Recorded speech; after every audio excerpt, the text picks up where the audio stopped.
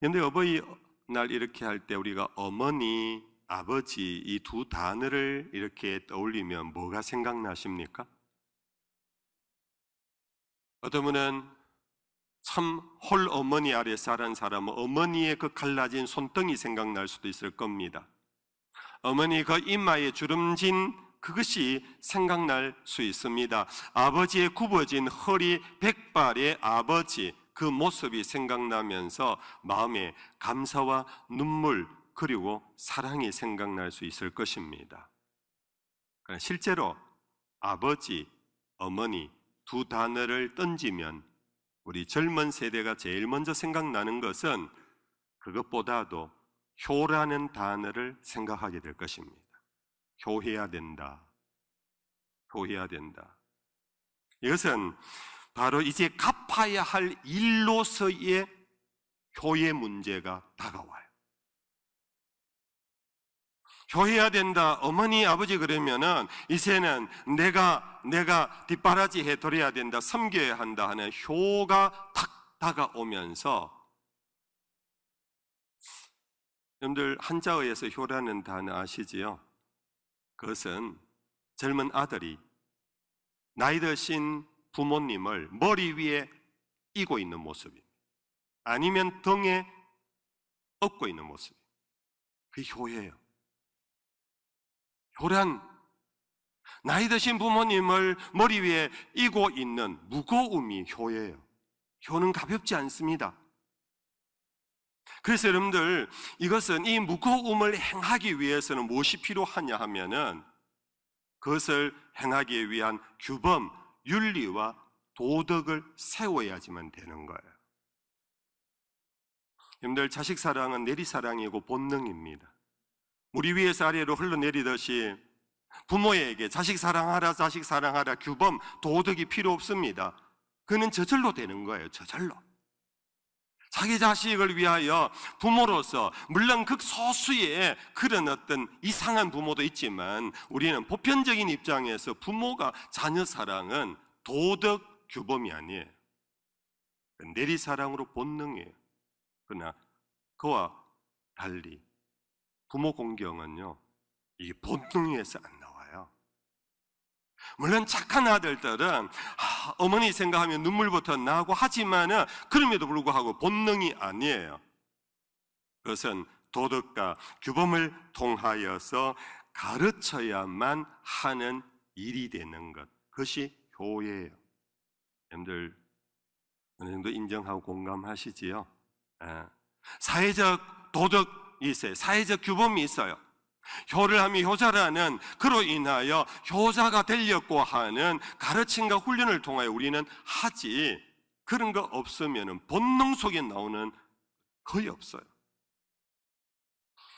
제가 잘 아는 대구 시내 어느 이웃교회 장로님하고 수년 전입니다. 어느 얘기를 자연스럽게 하던 중에 당신의 자녀가 둘이 있는데, 아들이 둘이 있는데 이 아들들에 대해서는 자기는 가르친대요.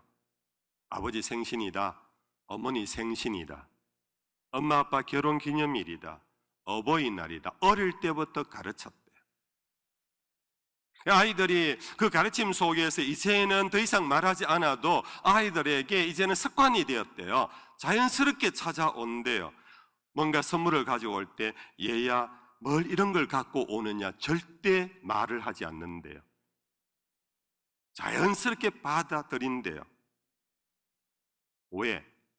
자식은 가르치지 않으면 안 되기 때문이래요. 그래서 우리 흔히 하는 말로 엄부 아래에 누가 난다고요? 효자가 난다. 이때 엄부를 하는 것은 어릴 때부터 매들고 야단치고 때리고 하는 것이 엄부가 아니라 규범을 가르치는 아버지가 엄부예요. 효는 배우고 훈련되지 않으면 절로 나오지 않는 무거운 짐이기 때문에. 여러분들, 그런데 이 윤리와 도덕의 규범이 견고한 사회가 건강한 사회고, 그것이 바로 고상한 사회고 선진 국가이지요. 그런데 어느 순간 시대에 떠나지 않는 코로나 바이러스와 같은 이상한 문화의 해패 어떤 조류가 들어오면서 그 건강한 윤리와 도덕 규범이 졸지에 무너질 수도 있다라는 것이 역사의 교훈이에요. 로마 천년의 왕국이 어떻게 해서 무너졌을까? 로마는 여러분들 군사력으로 제국을 유지한 것이 아니라, 이 법학을 전공하신 분들 다 말씀하시더라고요. 오늘 법학 강의실에서 로마법을 배운대요. 그 제국을 이끌어갔던, 지탱해 나갔던 천년의 로마를 이끌어간 힘이 뭐냐? 군사력이 아니래요. 법이었답니다. 그 로마법, 견고한 법, 모세의 법과 함께 서구를 이끌어온 로마법, 그러한 사회가 어떻게 해서 졸지에 무너져 버렸는가? 그것이 바로 퇴폐 문화가 로마 상류층에 들어오면서부터 로마는 결국은 썩어 빠지는 사회가 되었고 무너졌다라는 얘기입니다. 여러분들, 오늘 이 본문의 말씀, 사도 바울의 자리에서 다가올 먼 시대를 내다보았습니다. 이른바 종말의 시대를 내다보면서 오늘 본문에 이렇게 말하고 있습니다. 제가 그대로 다시 읽어드립니다. 너는 이것을 알라. 말세에 고통하는 때가 이르러 사람들이 자기를 사랑하며 돈을 사랑하며 자랑하며 교만하며 비방하며 부모를 거역하며 감사하지 아니하며 거룩하지 아니하며 무정하며 원통함을 풀지 아니하며 모함하며 절제하지 못하며 사나우며 선한 것을 좋아하지 아니하며 배신하며 조급하며 자만하며 쾌락을 사랑하기를 하나님 사랑하는 것보다 더하며 경건의 모양은 있으나 경건의 능력은 부인하니 이 같은 자들에게서 내가 돌아서라. 여러분들, 탈윤리, 탈도덕으로 인하여 인생이 고통당하는 이 정신적 바이러스, 탈윤리의 바이러스는 여러분들 75억 인구 가운데 이 바이러스에 감염되지 않는 수가 얼마나 될까요?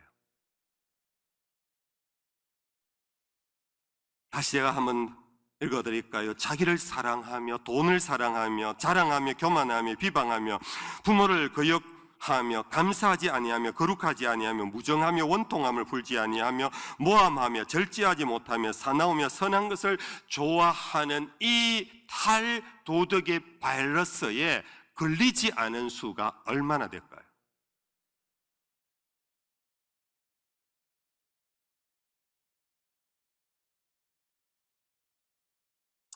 우리는 이 탈도덕의 탈윤리의 이 바이러스가 지금 코로나19도 마찬가지입니다. 무증상자들이 있대요. 증상이 나타나지 않는데요. 근데 검진을 하면은 바이러스 보균자래요. 그러니까 그런 사람들은 무통증입니다.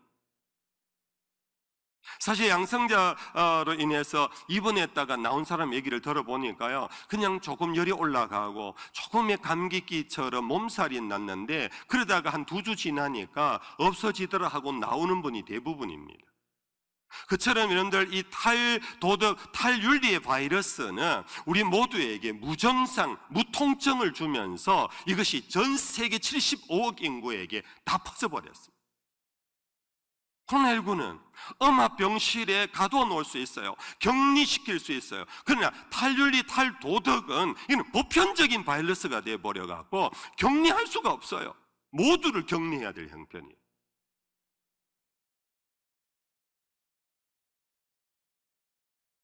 악의 문화를 구축하는 이 조류가 세지면서 그렇게 고상해 보였던 가정이 몰락합니다. 그렇게 은혜 충만해 보였던 교회가 시험에 빠져서 허우적거립니다.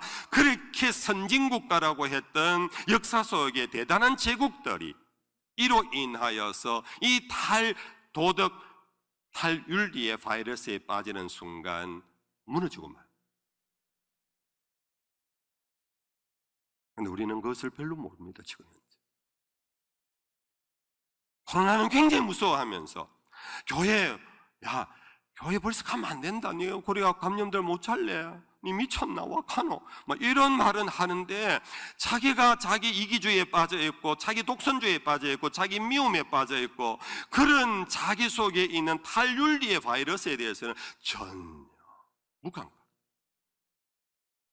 근데 이 가운데 오늘 어버이 주일을 맞이하면서 주목을 끄는 이 가운데 하나가 부모를 거역함도 이 가운데 있다라는 것입니다. 종말에 고통당하는 때가 이르리니 부모를 거역하며 감사치도 아니하며, 이것은 앞부분에 자기를 사랑하며 돈을 사랑하며 쾌락을 사랑하며 이것을 기반으로 해서 그러다 보니까 부모는 안중에 없어지는 거예요. 자기 사랑에 빠지고 돈에 빠지고 세상의 쾌락에 빠지며 부모는 뒷전인 거예요. 부모에 감사치도 않는 거예요. 그러면서 이것은 맞물려 있는 거예요.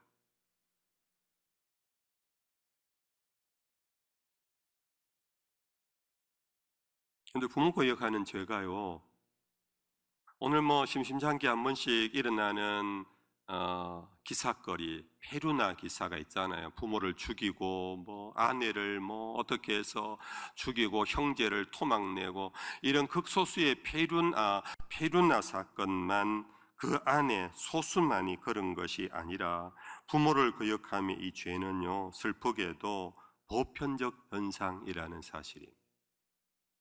단지 그가 행위로, 극단적인 행위로 페룬아의 낙인이 찍혔을 뿐이지 그 극단적인 행위를 하지 않을 뿐 우리의 마음속에 부모를 거역하는 이것은 보편적. 그런데 솔직하게 어릴 때에 부모의 물건을 도적질 안 한 사람 있나요? 엄마 지갑 손대지 않는 아들들, 딸들 있나요? 아버지 안주머니에 손 한 번 안 넣은 아들들 있나요? 많은 것 같아요. 보니까 전부 우리 본모교회는. 아무튼 간에 부모의 물건을 도적질하고도 죄가 아니라, 이 죄가 아니라 이 말은 영어 번역, 영어 성경에는 along이라 되어 있는데요, 그거 뭐가 문제인데? 그게 뭐 잘못이야? 부모 거 내 거 아니야? 부모 돌아가시면 다 내 거잖아. 부모 집 내 집 될 건데 부모 회사 내가 물려받을 건데 우리는 그래서 부모의 물건을 도적질하고도 죄가 아니다, 뭐가 문제인데 라고 하는 것, 성경은 지적하기를 이것이 잘못된 거예요. 오늘 성경에 부모의 물건이라고 이 표현하는 것, 자녀가 도적질한다라는 이 말은 이미 선포하고 있는 겁니다. 부모의 것과 자녀의 것은 의미 다르다. 부모의 것을 무조건 내 것이라고 생각하지 말라는 겁니다. 그런데 심지어 이스라엘은 땅은 부모로부터 물려받는 이제 그런 것으로 되어 있어요. 그러나 그 부모가 갖고 있는 땅도 부모의 것이 아니에요. 하나님의 것이에요. 예수님께서 비유하신 탕자의 비유 중에 둘째 아들이 아버지가 죽기 전에 유산을 미리 상속받아 들고 집을 나갔어요. 아시죠? 그가 화랑방탕한 생활을 하다가 기근을 만나서 자기 집으로 돌아오는데 아버지가 그를 그대로 맞이하고 잔치했다라는 아름다운 아버지 이야기가 있어요. 근데 그 이야기, 이 아버지 이야기는 굉장히 아름답고 은혜 충만한데요, 우리가 놓치서는 안 되는 것을 거꾸로 뒤집으면 이 둘째 아들이 내가 둘째 아들의 길을 걸어가고 있다라는, 아버지가 죽기도 전에 아버지의 유산을 상속받았다는 것은 바로 아버지의 것을 도둑질하고도 죄가 아니다, 그게 무슨 죄인데 나중에 돌아가시면 다 줄 건데 미리 주세요, 이런 식의, 이런 걸로 인해 가정이 파토나는 가정이 많잖아요. 두 번째 여러분들 말씀 찾아보겠습니다. 에스겔서 22장 7절입니다. 다 같이 읽어보십시다. 그들이 내 가운데서 부모를 업심여겼으며 내 가운데서 나그네를 학대하였으며 내 가운데서 과와 과부를 해하였도다. 여기에 부모를 업심여겼다. 여러분들 부모의 것을 왜 도적질하느냐, 왜 부모의 것을 내 거라고 그렇게 쉽게 생각하느냐 하면 그 마음의 근본에는 업신여김이에요. 아버지가 늙었다, 늙으신 아버지 이제는 물러가시라, 이제는 내 때가 왔으니 아버지 그냥 그러지 말고 그냥 주세요. 아버지를, 부모를 업신여기는 거예요. 근데 여기 이 에스겔은요, 참 재미있게 이것을 뭘로 병렬을 시키느냐 하면은 나그네를 학대하는 것과 과와 과부를 해하는 것과 병렬을 시켰어요. 부모를 업신여기는 것이 어느 정도냐 하면은 그것은 나그네를 학대하는 것과 같다. 아버지 가실 분 빨리 가세요. 이제는 내 타임입니다. 내 차례입니다. 아버지, 나그네를 업신여기고 학대하는 것과 고아와 과부처럼 이제는 내가 돌보지 않으면 아버지, 고아나 과부나 똑같습니다. 그냥 가세요. 이것이 바로 부모를 업신여김과 연결하고 있다는 것이. 물론 이 말씀이 이 자리에 계신 우리 자녀분들에게는 없겠지만 우리는 늘 조심하셔야 합니다. 그런데 우리가 그렇게 구약의 인물 가운데 최고의 인물로 치는 다윗, 이 다윗이요 자식 농사에 실패 본 사람. 그 아들 압살롬이 아버지에게 반기 들었잖아요. 그냥 아버지 왜 그러세요? 아버지 그러시면 안 됩니다 하고 대꾸한 게 아니에요. 아버지 처사는 옳지 않습니다. 아버지는 왕의 자격이 없습니다. 아버지여 내려오소서 하고 예루살렘의 왕 위에 있는 아버지를 몰아낸 아들이 그의 아들 압살롬이에요. 아버지는 눈물을 뿌리면서 요단강 넘어 망명을 갔다가 나중에 다시 압살롬을 제거하고 복귀하지만은 여러분들 이렇게 명문 가문 안에도 그 다윗의 자식 가운데도 아버지를 쿠데타를 일으켜서 죽이기까지 하려고 했는데 아버지가 도망을 쳐서 산 거예요. 여러분들 부모 욕 안 해본 사람 있나요? 근데요, 이 욕하면 예수님이 말씀하셨어요. 반드시 죽임을 당하리라 한 구약을 예수님이 인용하셨어요. 부모를 욕하는 자는 죽임당한다. 구약의 율법에서 가르친 거다라고 예수님께서 인용하시면서 아버지와 어머니를 비방하지 말라고 그랬어요. 우리는 우리 입에서 죄를 너무 쉽게 잘 짓지 않습니까? 여러분들 어버이날 되면은 찾아가 뵙습니다. 선물해 갑니다. 부모님 생신상도 차려드립니다. 그러나 여러분들 그거 못지않게 우리의 입에서 우리의 마음에서 부모를 업신여기고 부모를 비방하고 욕하는 것이 있다면 여러분들 세상에서도 풍문이라는 거 통해서 다 듣는데 부모도요 다 듣게 돼요. 저 자식 나를 업신여기는구나. 저 자식 나를 욕하는구나. 그런데 이러면 이런 태도가 부모에게만 그치지 않습니다. 내 밑에 어린 자녀가 들어요, 보아요. 우리 엄마 친정 어머니인 외할머니에게 너무 잘한다. 좋은 음식만 만들면은 외할머니 갖다 준다. 이러면 아이들이 배워요. 얘들이 나중에 크면은 친정 부모 섬길 거예요.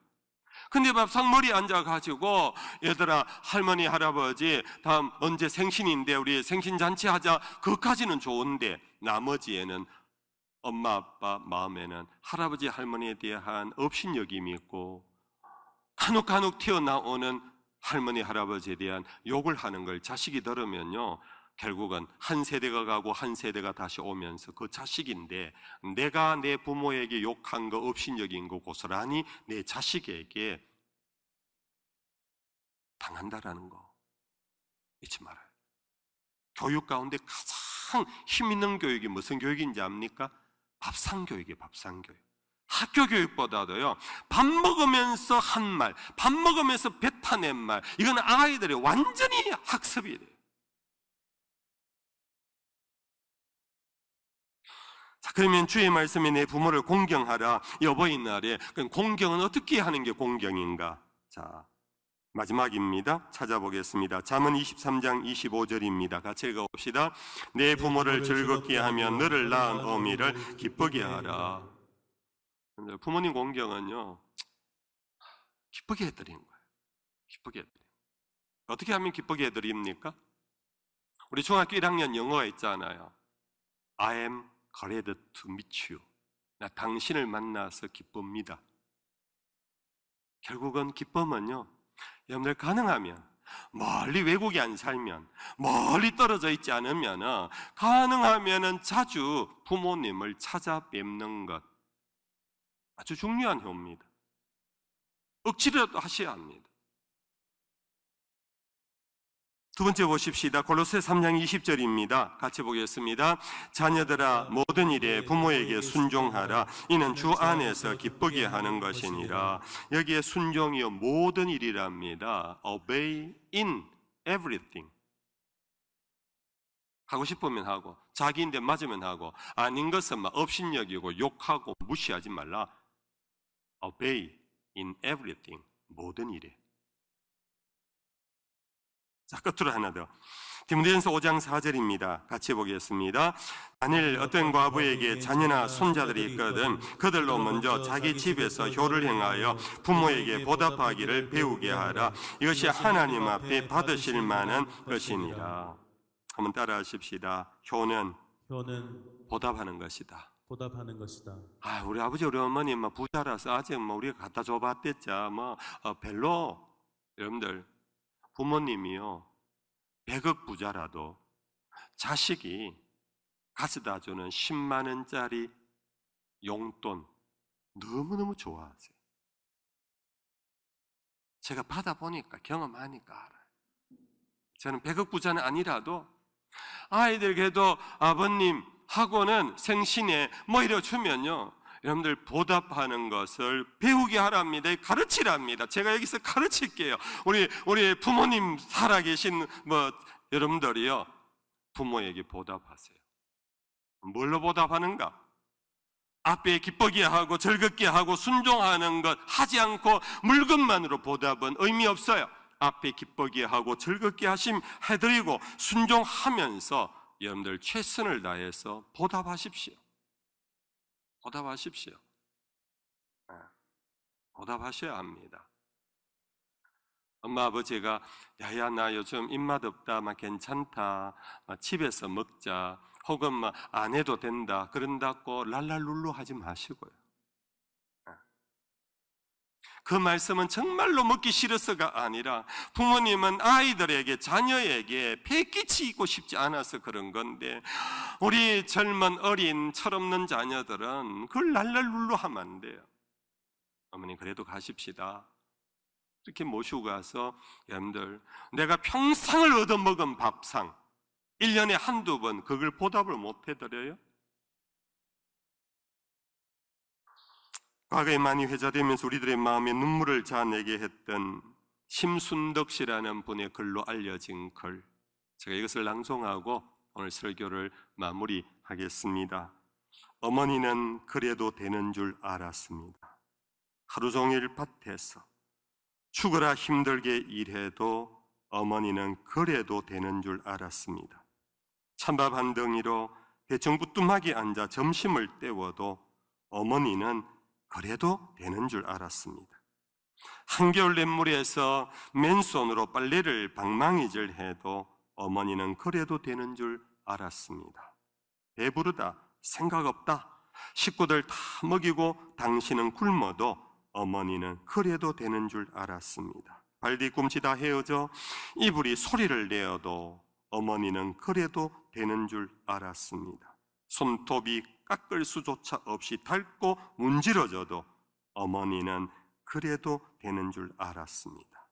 아버지가 화내고 자식들이 속 썩여도 끄떡없는 어머니의 모습, 그러나 돌아가신 외할머니 보고 싶으시다고, 외할머니가 보고 싶으시다고 그것이 그냥 넋두리인 줄만 알았던 나, 한밤중 자다 깨어 방구석에서 한없이 소리 죽여 울던 어머니를 본 후로는 어머니는 그러면 안 되는 것이었습니다.